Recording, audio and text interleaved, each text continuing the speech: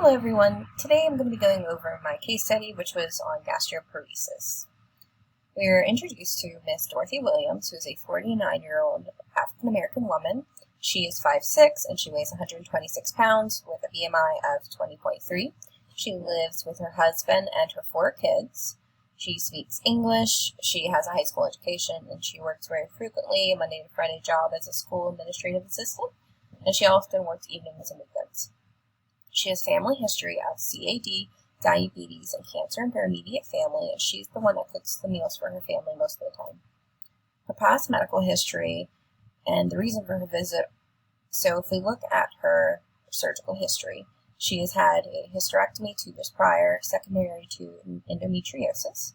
She takes Zantac and Prilosec over the counter before meeting with her doctor.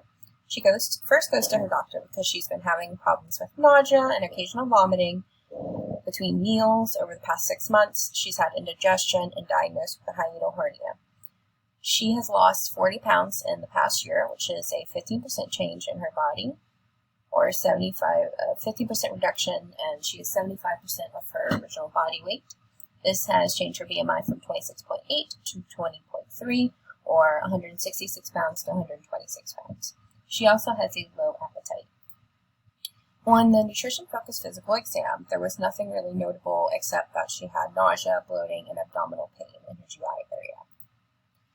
Her usual dietary intake is approximately a half a scrambled egg, a few bites of toast, coffee with milk and sugar for breakfast, a half a cup of soup, usually chicken noodle, and a Sprite for lunch, yogurt or 4 ounces of chocolate milk as a snack after lunch. For dinner, she has a half a cup of pasta with mac and cheese, vegetables, and mashed potatoes. Whichever one she usually eats, she does not eat much of anything. As I said, it's only half a cup.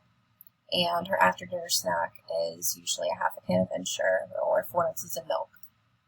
Her food allergies are not noted. She doesn't really have anything, and nobody in the family has anything.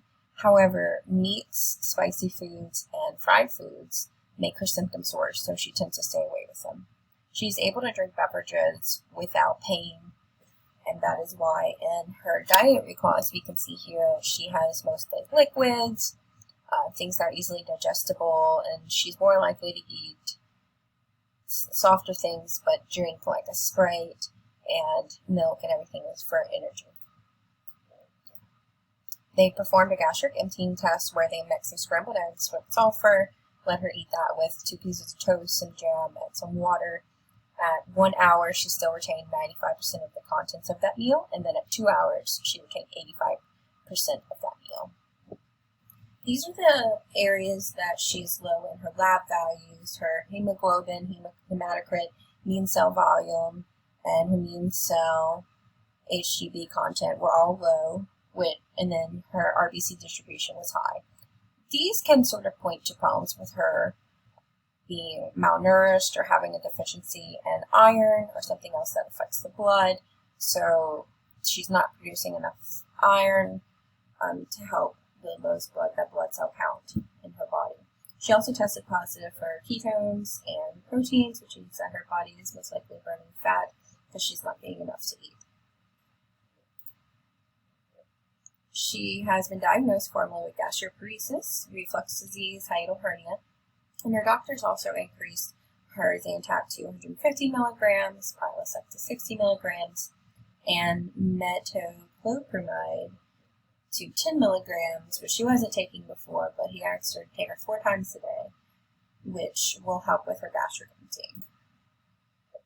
So, my first PES statement is inadequate oral intake related to altered GI function as evidenced by a 24-hour diet recall or the daily diet intake recall. And my second PES statement was unintended weight loss related to inadequate oral intake as evidenced by weight loss of 40 pounds over 6 months and body weight loss of 15% of her usual body weight.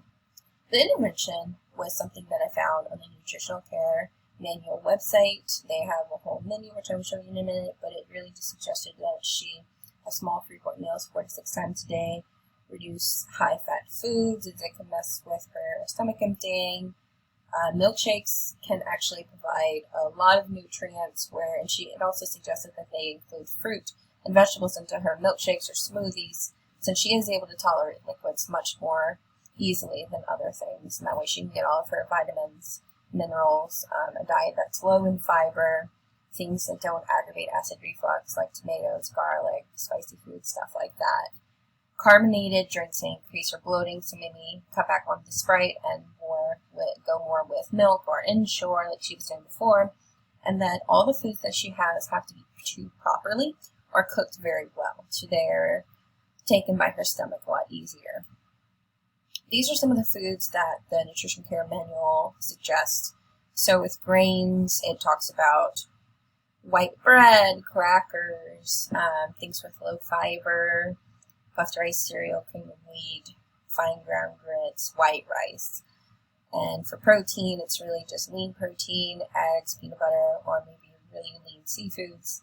For milk, it suggests that 2% are lactose-free to give her stomach as easy as time as possible to process that. But it does suggest that she has milkshakes, ice cream, frozen yogurt, anything that her stomach can tolerate to give her all of those nutrients. And it also suggests to go lactose-free to reduce bloating if she's having problems with that, and she notices it helps. For vegetables, it's saying vegetables without seeds, skins, or hulls, things that are cooked very, very well, canned vegetables, which are very, very soft. And the same goes for fruit.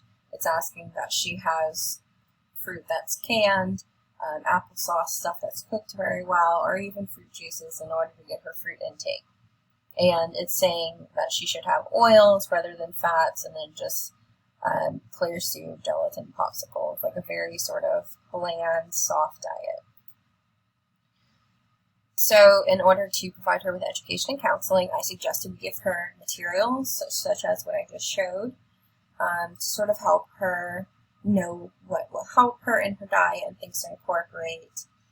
Providing her the educational material will sort of help with the disordered eating patterns that she may develop from only being able to have certain foods, and asking her to name 3 foods that she should include that can provide adequate nutrients, just to make sure that she knows these things so she can repeat it, and also asking her 3 foods that can sort of make her symptoms worse.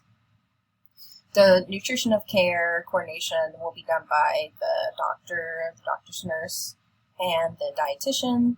The goal is to reduce the symptoms that she's having of GERD and gastroparesis through diet and adequate nutrition, and to increase the low lab values by introducing iron-rich foods to the diet, so many canned vegetables that can help with her iron. To monitor the patient, we're going to monitor with her lab values as scheduled, that are scheduled through a doctor, hopefully within a few months, see where she's at, see if the ketones and the protein checks come back negative instead of positive, and just asking her again the foods that she can and should stay away from, just to make sure that she's keeping up with that educational material, providing her with any meal plan sort of layouts, and helping her create a few meal plans. That way she's able to know what will help her, and also sort of help her plan foods for her family as well that she can have and enjoy with them. And it's really also about monitoring the diet recalls that she provides us. Thank you very much.